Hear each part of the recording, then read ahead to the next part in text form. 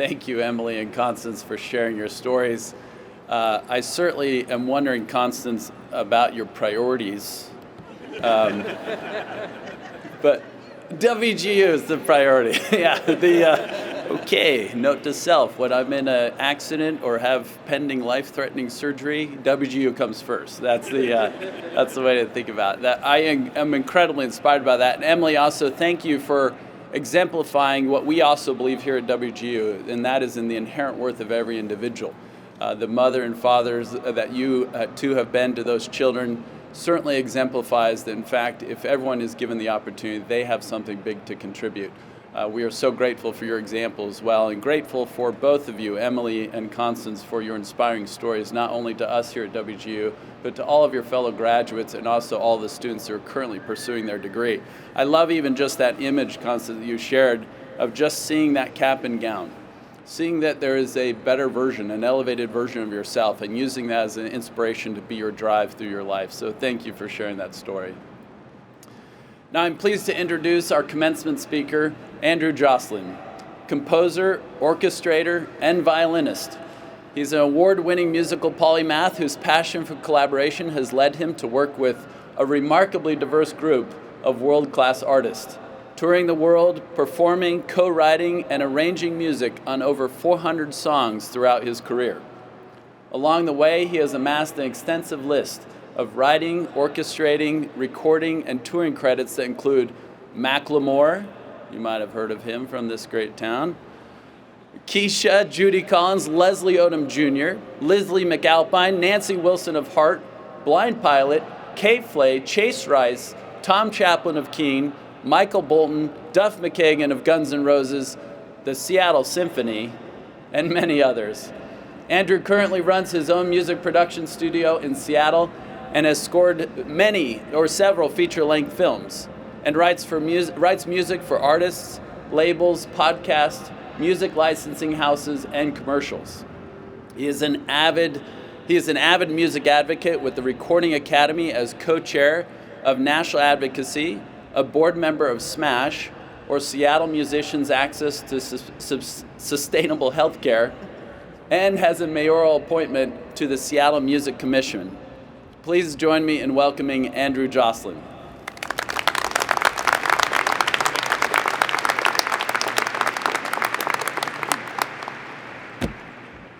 Dear Western Governors University graduates, I am so honored to be here and to welcome you to your new future careers after you leave this arena.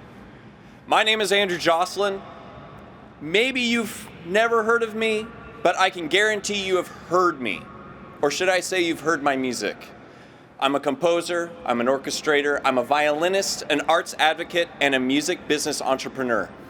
I've scored several feature films, as Scott has mentioned, written music for commercials, written music with major artists. So if you've heard a Zillow or a Straight Talk Wireless commercial in the last couple of years, you might have heard one of my annoying little pieces of music. My journey into this career and what I love to do has been a non-linear approach, and not simple, but hopefully a little entertaining to share with all of you. My parents got me started playing classical violin at the age of 5. My father's side of the family had a pretty heavy classical pedigree. My grandfather started the London String Quartet. My grandmother was a famous cellist with the MGM Studio Orchestra and performed with some of the leading conductors of the turn of the century like Rosinski, Bernstein, and others. So my father wanted to continue this family pedigree of classical music greatness. And that was a terrifying lineage to take on as a small child. I was always the kid in the back of the orchestra that was obsessed with U2, Tears for Fears, Sting. I am a child of the 80s. I enjoyed classical music, but I always dreamed of playing with the pop and rock and roll greats. My parents had no illusions of grandeur, though, and weren't expecting me to be some amazing musician. They just wanted to give me a good education in the arts. All the actual pressure, though, actually came from the music community when I first started. In the field of Western classical music, we often set the expectation with young musicians that if they're just talented enough, hardworking enough, or entrepreneurial enough, they will find themselves on a pathway to success guided by the quality of their work. But as anyone who has graduated and worked with graduating college and conservatory students knows, this is a very incomplete truth. An optimistic vision that, at best, only a tiny fraction of students really see as their reality. But there is also an extremely narrow ideal career in music that is impressed on kids. Either you're an amazing concert soloist, an orchestra professional, or a violin teacher. None of the above felt right to me. I remember once when I participated in a master class in classical performance and was playing a particularly challenging concerto, and I played a certain note with a little too much vibrato, or I just added a little too much of myself into the performance. And the music teacher said, "That isn't how the composer would have intended it." I was floored. Who made this person the spokesman for the composer? How would they know how someone dead would have intended for a musician to interpret how to play their music decades later? I didn't want to be a classical jukebox for other people's music. I feel like life's too short to replicate other people's work. It took a long time for me to gain the confidence to feel like I had something really worth saying and writing. I was worried that a career in music was just not going to be fruitful, and that I had wasted years of my life studying, practicing, and I was doomed to not be successful and would have to pursue another career ultimately and give up on my ambitions. Parts of my story so far might not relate to a number of you, but the parts that I hope resonate are about finding your own voice and path and trying to find a purpose in life that is fulfilling, satisfying, viable, and also unique to you. So, in the middle of my midlife college crisis, I did the most non-sane thing someone in my position should have done. I joined a rock band. I picked up an electric violin and I went on tour. I had no plan. I had no idea what I was doing. I just wanted to recklessly pursue my dream of playing rock and roll music. I also shifted my major in violin performance to a minor and got an English Lit degree just so I could get out of college with a bachelor's at the very least. Fast forward 3 years, and I was barely making enough money from touring and playing bar gigs, and playing at least 150 shows a year.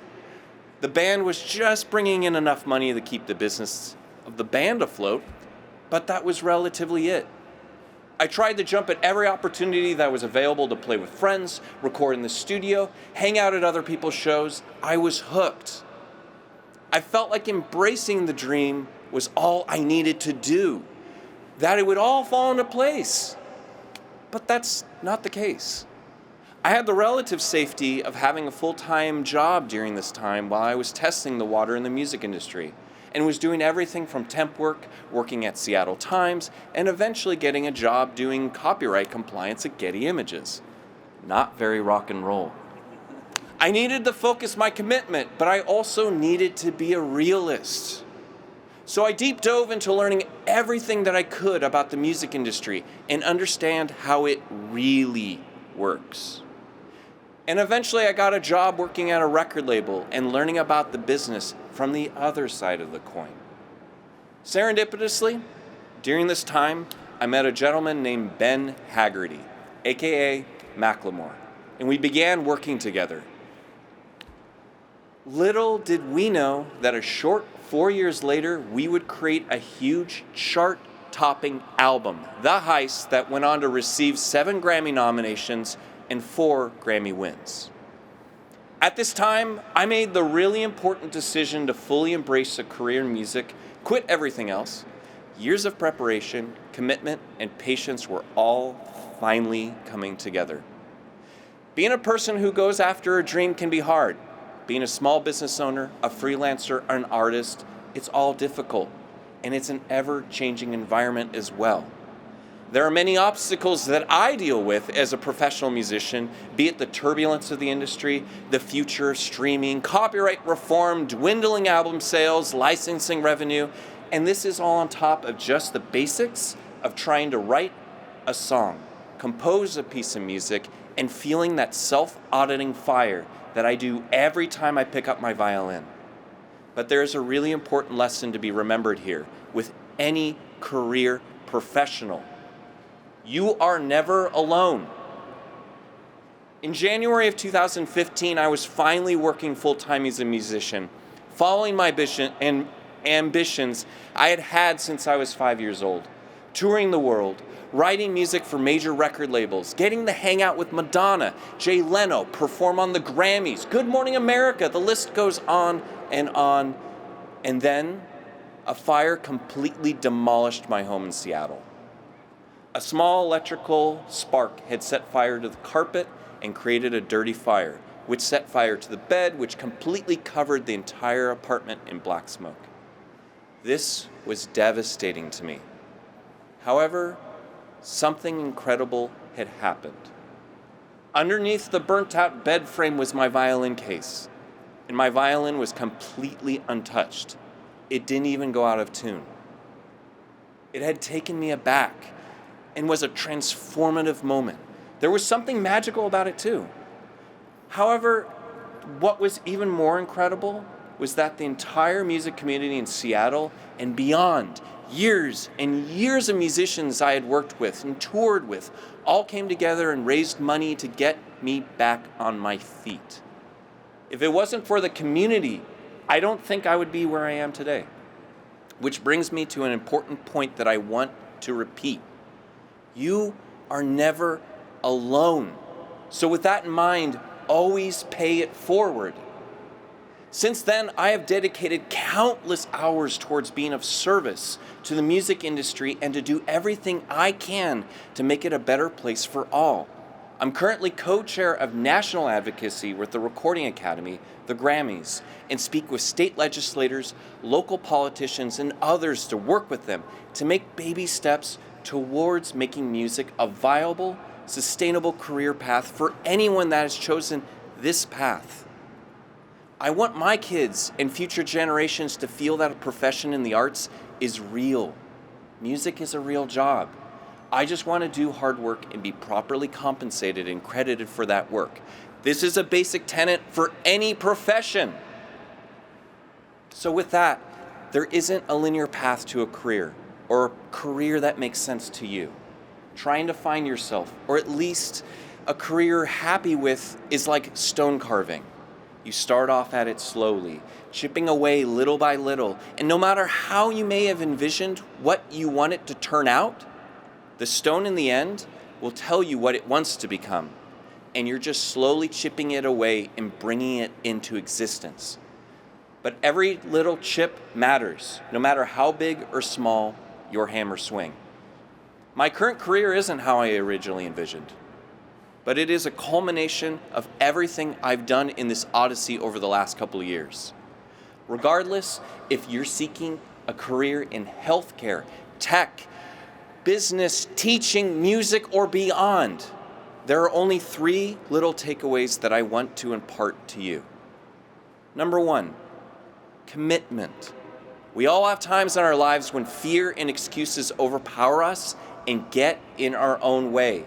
Excuses can be so easy to use and bury yourself in. We seldom have anyone who holds us truly accountable for our dreams. What works to defeat fear and excuses then?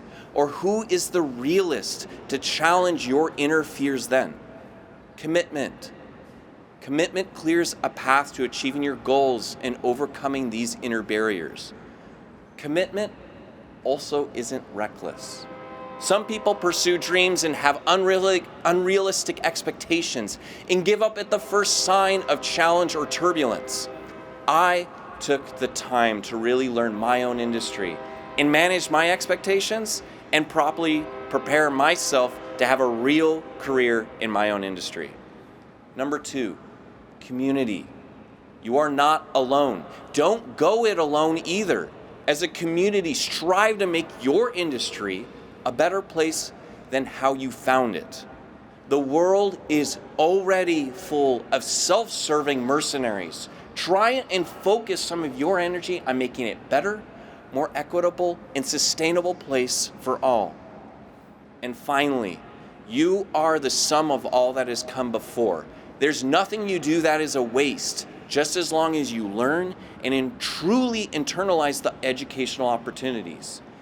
Even my time at Getty Images working on copyright compliance so many years ago added to my knowledge of copyright law and informs me daily on my work as a working professional content creator. Honestly, I appreciate all your time here today in listening to my story. I want to be the first to congratulate all of you on your own individual journeys and the sum of your experience that has led you to this moment. A career isn't really a career in actuality. It is a calling. And I believe you are all heeding that siren call and taking an important step to finding true purpose for yourselves, in your lives, and your communities. Thank you so much. Congratulations, Western Governors University Class of 2022. Go Night Owls!